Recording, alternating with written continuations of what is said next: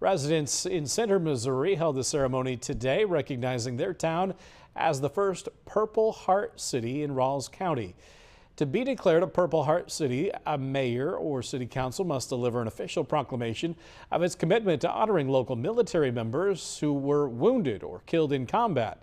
One resident explained why their town deserves this recognition.